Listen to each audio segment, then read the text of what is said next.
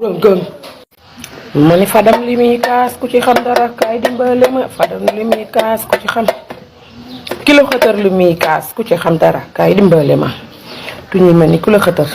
ma ne ko imaam yi li ñuy kaas ku ci xam dara kaay dimbale ma ñu ne fukki junni la mooy sukkaru koor gi bu ko mënee yokk def ko ñaar fukki junni ñun loolu la ñuy kaas nag ay ñu ne dem leen liggéeyi moo gën kat ëllëg seen njaboot di màgg di leen yablu dem leen liggéeyi buur géwél li muy kaas ko ci xam dara kay dimbale moom mu ne ko làmb ji nag loolu laa wax nag bu ma ko kenn tuddee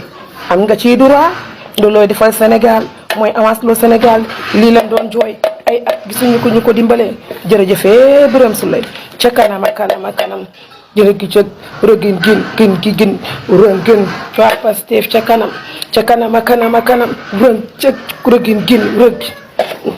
Birame Souleye Diop ca kanam a kanam a kanam gën ca gin barki Seydina Mouhamed lii man damay liggéey femme de ménage 5 heures du matin laay xëy man jigéen laa de